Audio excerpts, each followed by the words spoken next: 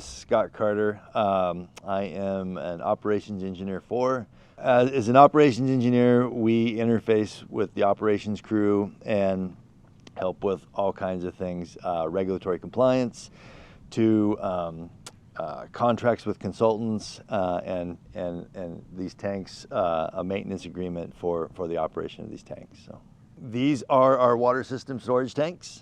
We have 18 of these in our water transmission system.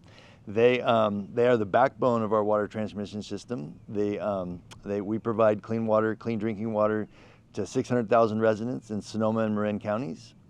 These tanks provide emergency storage if, say, there's a power outage. These tanks are full. They continue to pressurize the system and provide water even when we don't have power. A lot of our infrastructure was built after World War II in the 50s. I mean, most infrastructure, has 50-year design life, which means that you got to be funding it about 2% a year to maintain that infrastructure. Infrastructure is critical. It runs great until it doesn't. And so you've got to be continually investing in that. So in August 2022, the Sonoma Water Board of Directors just approved, it's a 10-year maintenance agreement, $8.2 million funded through our water transmission system that will provide for the maintenance of these tanks over that 10-year period. The funding for that agreement, $8.2 million, is through our water transmission system. That's funded through our water contractors. So if a resident in Sonoma County, say City of Santa Rosa, when you pay your water bill, part of that payment comes back to Sonoma Water in the form of that pays for the maintenance of these tanks. This agreement is a two-phase approach. The initial approach will be 13 of the water storage tanks we will take offline and do maintenance.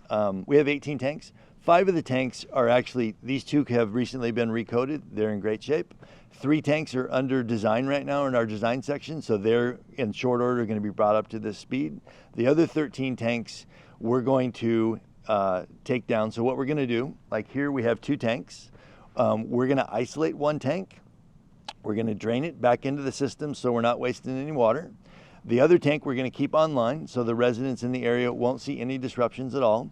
But the tank that we isolate and take offline, we're going to put some scaffolding inside so we can get up close and personal and everything. We're going to wash it down. We're going to do a chemical rinse inside, get the interior surface as close to new and pristine as we can get it. We're going to put a structural engineer inside the tank up on the scaffolding, and we're going to look at every piece of that tank up close and personal and look for any kinds of defects or damage or anything, that tank, it may be up to 60 years old or what have you. We're gonna get in there and do as thorough assessment as we can. From all of that, we're gonna generate a report. That report is gonna explain the condition of this tank as best as we can get it. We're gonna do that for all 13 tanks.